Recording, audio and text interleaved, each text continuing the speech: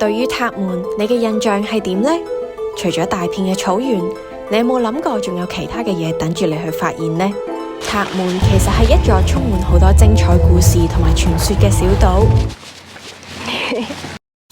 大家好，我係思思，今集呢，我哋就嚟到塔門啦。我哋頭先呢，就由黃石碼頭嗰度搭船入嚟嘅，由西貢市中心搭94號或者96號 R 巴士就可以去到黃石碼頭，之後再搭渡輪就去到塔門啦。船程大概35分鐘，大概1個鐘一班，有機會會遲開嘅。不過如果錯過咗，都可以俾多少少錢搭快艇去。喺馬料水碼頭都有船去塔門嘅，船程就係1個半鐘。塔門雖然距離西貢較近，但係喺1900年劃分行政區嘅時候就劃咗去大埔區，因為喺興建萬宜水庫之前未有西貢市到黃石碼頭呢一條陸路，所以塔門嘅島民都係搭船去馬料水嘅。塔門係一個好多香港人都識嘅地方，全個島有1.69平方公里，大概就係半個長洲多少少。不過景點主要都係集中喺南部嘅海岸，所以今集呢，我哋就會嚟個塔門南部深度遊，去睇下大草地以外嘅景點啦。今次呢，我哋就會用一個逆時針嘅方向行，就向咗榕樹村嘅方向行先嘅。咁不過你見到呢一條梯級呢，我哋就要向上行啦。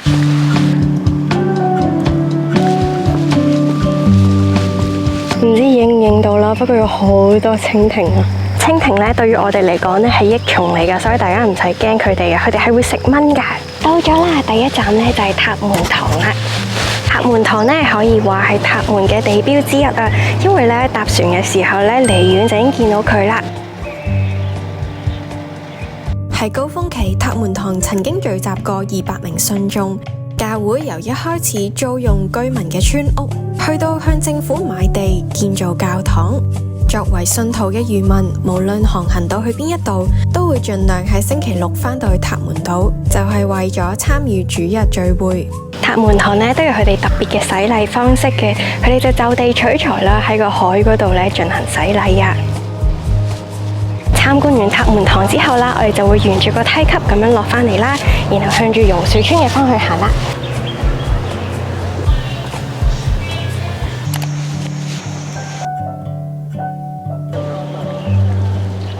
經過咗榕樹村之後呢，我哋就會嚟到呢一條海邊嘅步道噶啦，跟住後面呢，仲見到蚺蛇尖添啊！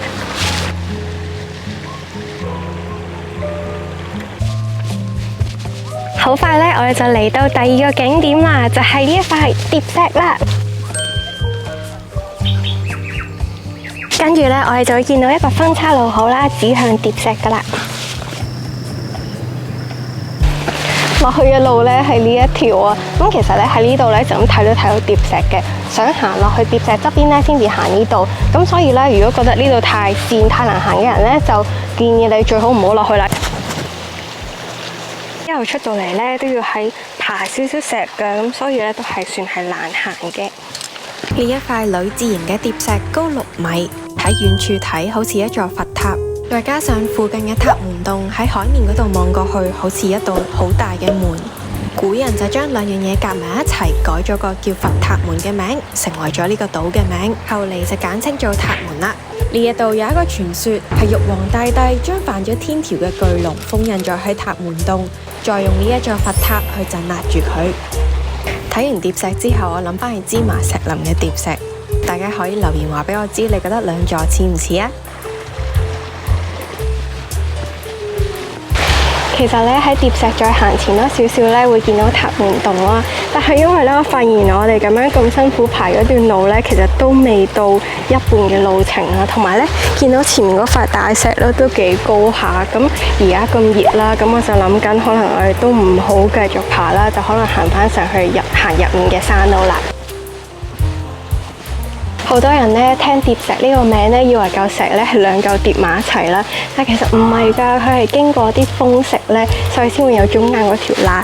其實我哋都睇到呢一嚿咧，佢都有2條打橫嘅痕啦。咁咧，我諗如果佢再被侵蝕得多啲啦，佢就嗰條坑紋就越深啦，咁就會好似疊石咁樣啦。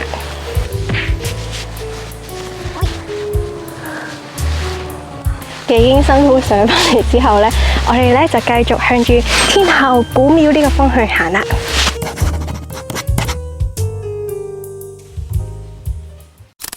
以前島上嘅客家人多數以耕田為生，所以就有養牛。不過隨住越嚟越多島民離開，呢啲牛就被棄養啦。雖然塔門近年嘅草大量減少，令到佢哋少咗食物，不過大家都唔好隨便餵佢哋食人類嘅食物，因為已經有一班熱心嘅義工會帶草俾佢哋食。同埋大家都唔好隨便捉摸牛 BB， 因為佢哋嘅媽媽可能因為人嘅氣味就唔願意繼續餵佢哋飲奶。同埋大家都謹記要帶走自己嘅垃圾。雖然島上部分嘅垃圾桶已經加咗圍欄，但係肚餓嘅牛牛都有機會會返垃圾桶食咗垃圾同埋塑膠。因為郊區嘅垃圾桶唔係成日有人嚟清理，所以最好就係帶到去市區先至抌。我自己就覺得帶得嚟嘅嘢就一定帶得走。例如帶咗包餅入嚟食，食完之後冇理由帶唔走嗰張薄薄嘅包裝紙。沿住條路行多少少之後啦，我哋就揾到條小路啊。咁呢度呢，就應該落去塔門洞嘅。我哋快啲行啊！啲豬喺隔離。越落到底呢，嗰條路就越難行，咁就要爬過啲石啦，先至去到個邊邊嗰度。我哋揾到個塔門洞啦，不過呢，我諗呢要喺海望返入嚟呢，先至會睇得清楚啲。而家呢，淨係見到一條罅咁樣啦。咁其實呢個塔門洞呢，都有個好得意嘅古仔㗎。啲人呢就話呢度嘅天后古廟呢，神案入面呢有條密道係可以通到過嚟呢一度嘅。咁呢，所以佢哋呢就可以透過喺嗰條密道嗰度呢，聽嗰啲風浪聲呢，去預測風雲，然後話俾啲漁民知啊。塔門洞嘅洞口高5米，闊3米。要入洞係好難嘅，但有人探洞之後就話佢係一個掘頭洞，所以密道嘅傳說並唔成立。咁樣睇呢，塔門啲水質真係幾好，好清楚呢，可以睇到海底啲好大嘅石春啊！原來呢，仲可以睇到啲石春上面呢，有啲好大隻嘅海膽喎。回望翻過去呢，就見到女字疊石，其實係一個好尷尬距離咯，因為都算係近近地嘅，但係呢，中間嗰啲石呢又太過高喎，所以攀過呢都幾難。咁如果你真係想嚟睇呢一個洞嘅話呢，我都建議你好似我哋咁行翻上去山度啦，然後再落翻嚟岸邊啊。咁而家呢，我哋就再爬翻上去啦。其實都辛苦噶，你可以見到呢都幾多草叢喺隔離，有啲係吉吉地添噶。同埋呢啲石呢就曬到好熱啦。如果大家呢都想落嚟嘅話呢，我就建議你要小心留意啲呢啲草叢啊，因為入面呢可能匿埋咗牛啦同埋野豬嘅。咁你就睇清楚先至行近咯，或者就遠離成個草叢咁行咯。之後呢，就嚟到塔門最出名嘅大草地啦。塔門嘅呢塊大草地呢，可以話係佢嘅特點啊！咁所以呢，連塔門嘅英文名呢，都係取自呢一塊草地嘅。不過呢，喺疫情嘅時候呢，就有好多人湧入嚟露營啦，同埋呢，佢哋就直接喺呢個草地上面生火，所以呢，就令到我哋而家都見到有一笪笪嘅地方呢，都係生唔到草嘅。不過呢，個情況已經好咗好多噶啦，因為而家夏天正值係雨季，就係草地呢可以吸收最多水分啦，同埋再生長嘅一個時間啦，同埋呢都有啲義工啦，佢哋就會幫手復修呢度嘅草地嘅。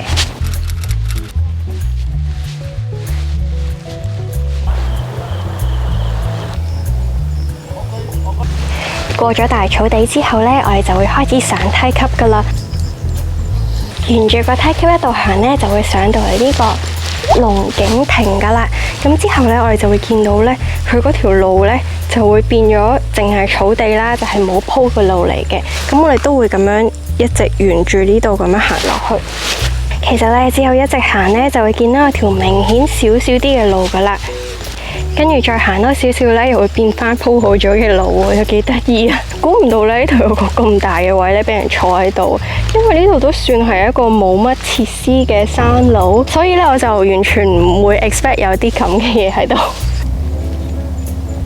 之後呢，我哋就會見到第一個分叉口啦，咁我哋就要落去海邊嘅，所以呢，就要轉右。呢度嘅路況呢，同頭先完全唔一樣啦，咁就入咗個密林啦，同埋呢，要小心啊，有蜘蛛啊，幾大隻！嚟呢度呢，一定要睇地圖，因為頭先呢都幾多分叉路下，咁我哋都係靠地圖先揾到呢條路嘅。突然間呢，就唔同咗個畫面啊，變咗一個森林啊！跟住呢，我哋就嚟到呢個好斜嘅位，有人安咗條繩喺度。原來咧落到嚟都幾難落噶，即係佢咧啲路咧都係偏跣啦，同埋好直下。不過而家落到一半咯，所以就都係可以落埋去嘅。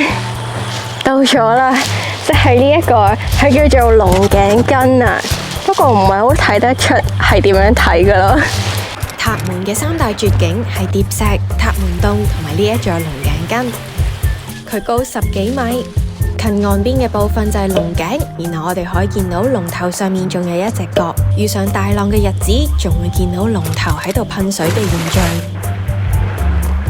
我覺得咧親眼睇咧，佢比起想象中大啊！因為其實我睇啲相咧，好似覺得佢冇咁大塊嘅，所以我覺得如果有能力嚟到嘅人咧，我都幾建議嚟睇咯，因為佢嘅形狀真係幾特別喎。望過去對面咧就係公洲啦，因為啲人咧覺得細笪啲嗰塊島仔咧就有少少似一把神弓浮咗喺水面上面，所以就將佢命名為公洲啦。佢都有另一個名嘅就係獅子滾球啊，因為大塊啲嗰塊島咧就好似一隻趴喺度嘅獅子啦，而前面嗰個咧就好似係個波，咁就好似一隻獅子玩緊個波咁啊。最後咧，我哋落到嚟海邊呢個石灘。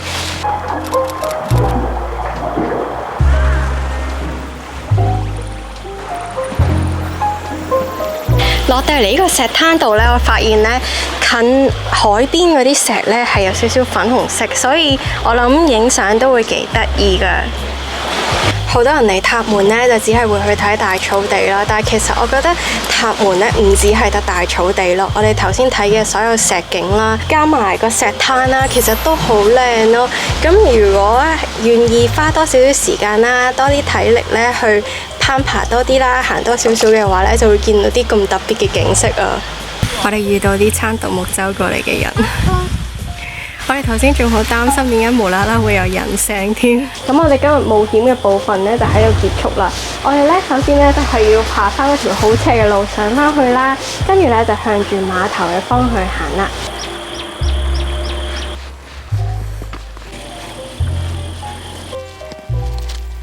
耶！上翻嚟分岔路啦，希望呢度開始啲路冇咁難行啦。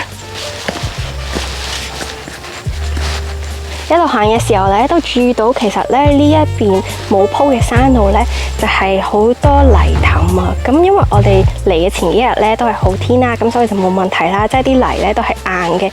但係咧，如果你係落雨天之後嚟咧，就要注意啲啦，可能隻鞋都會整污糟㗎。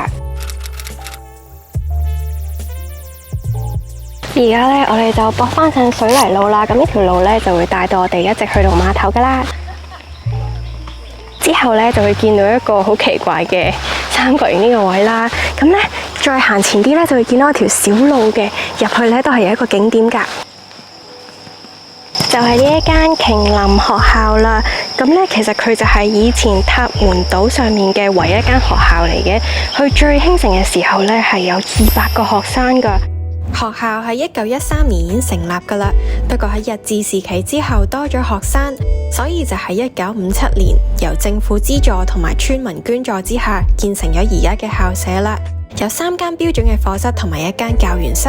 到咗後嚟咧，因為塔門嘅人咧就漸漸搬出去啦，咁所以呢間學校咧就喺2003年咧都倒閉咗啦。咁其實咧喺2009年咧曾經就係慈善團體諗住出2000萬啦，去起一個戒毒嘅復康中心嘅，但係因為咧受到島上嘅居民反對啦，咁所以最終呢個計劃都係落成唔到啊。不過咧就去到2010年啦，呢一座建築咧就成為咗3級歷史建築啦。